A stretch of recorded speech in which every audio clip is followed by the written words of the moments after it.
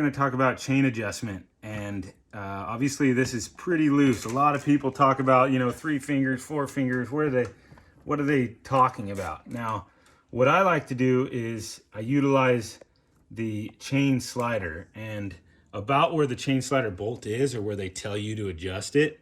A lot of the times there's a sticker sitting right here on your swing arm that will tell you the actual adjustment from pin height down to pin height up, and it's somewhere in the 1.5 inches, 1.75 inches, or it's a millimeter adjustment.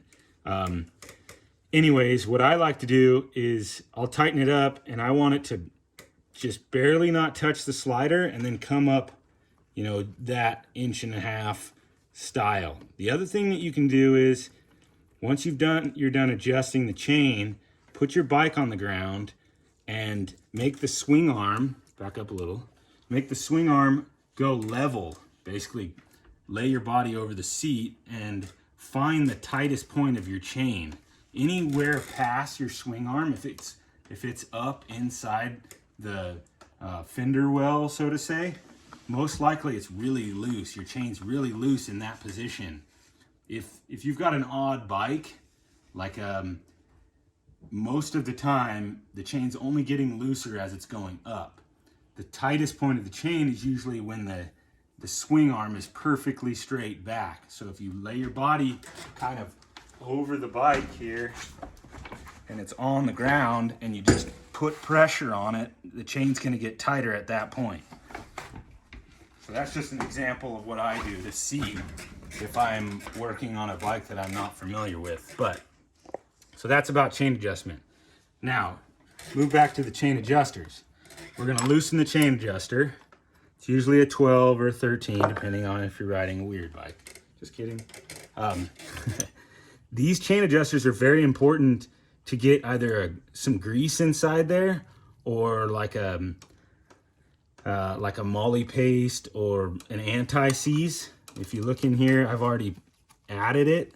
It's a gray, this is a molly paste, like anti-seize. And then, so now we're gonna essentially, I'm pulling the chain and I'm gonna adjust the adjuster. If you don't get that molly paste in those threads, a lot of times water will get into your swing arm because there are vent holes, and those threads can decay and get a lot of like calcium buildup or rust, and then you won't be able to get these adjuster bolts out. And when you can't get those adjuster bolts out, you have major problems. You go to like screw them and take them out and they break, and then you have to use a drill, and then the drill never works, and it's a huge pain in the butt. You could actually lose a swing arm in the process. So as I'm adjusting the adjuster bolt out, I'm essentially looking at the notch here and the notches on the swing arm. You obviously want both notches on both sides to be exactly the same. A lot of the times, if you don't adjust them both, the chain changes in its adjustment when you get the other side equal. So you want your wheel to be equal. We're gonna quickly back this up here. When I say equal, you want your wheel to be straight inside the swing arm.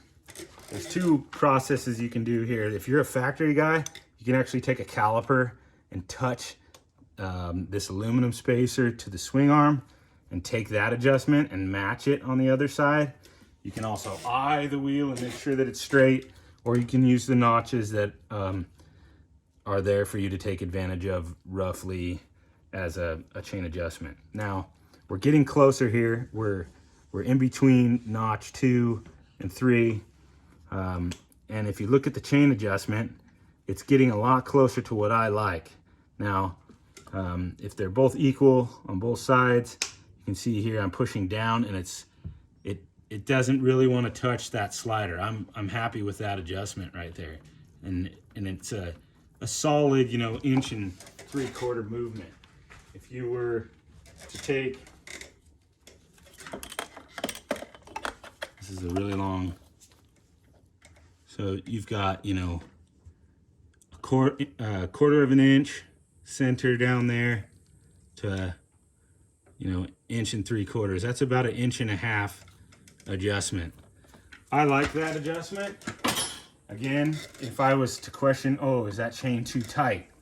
I would make sure everything's secure and then tighten the wheel, put it on the ground, and we'll do that afterwards. But I'm gonna go with right here is pretty good. Now, going back to this sprocket, it has a neoprene style cushion drive.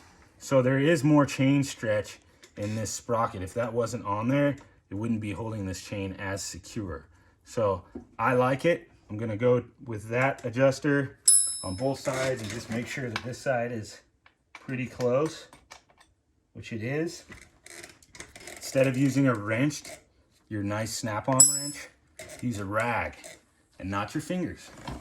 So you use a rag, get that in there, make sure you tighten your axle. A lot of people just do this by hand. Most Honda axles are 80 foot-pounds, just so you know. Can't tell you what an Austrian bike is.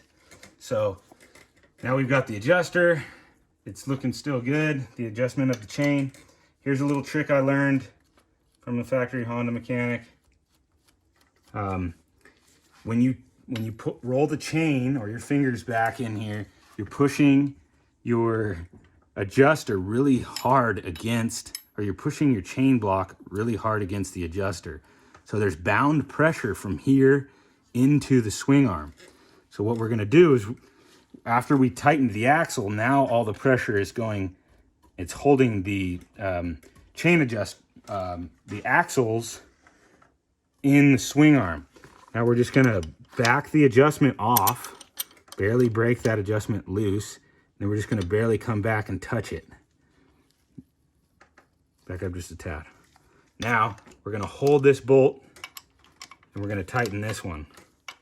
It's kind of hard with the camera, but we're holding the 10 mil and tightening the 12. That is the way you can assure that this bound pressure never breaks the 12 mil loose, and then your chain adjuster runs into the swing arm. You want to do the exact same thing on the other side, and then we're going to check the chain just to be sure. Tip on how to lube your chain. I really like to lube it right after the countershaft sprocket. And what happens is you lube it here and you don't make as much of a mess fling on your nice concrete, on your garage or wherever. It goes all back there. And then when you go to wash your bike, you know, the next time after you ride it, you just pressure washer under there and it cleans all the junk out. This is also a good way to lube your chain because it works from the inside, and as the chain rotates, the lubrication will go out as it's rotating. The other thing is I use a synthetic chain guard by Maxima. Here is the most, so to say, the tightest part of the chain. And you can see I've got the swing arm pretty flat. I got my chest over it. I'm holding it. It's still a little loose, and that's exactly what you want. I can't go much farther with, this helps more if you have a lot more strength, but that's about the overall looseness, and that's what you want to see. So I'm totally happy with that adjustment. Some other things to think about when you put a new chain on, it's going to stretch this way. So after about a ride, you're going to have a loose chain, you're going to have to readjust. Maybe a ride or two, a d.i.d. chain will stretch for, but after about 2 rides, it usually stops stretching. Always important, your chain is tighter with no lube on it than it is with lube. Consider that. After you lube your chain, you're probably going to see a little bit more, you know, slack in it because it's actually got lube and all the links are moving. So thanks for watching, and sorry if I bored you.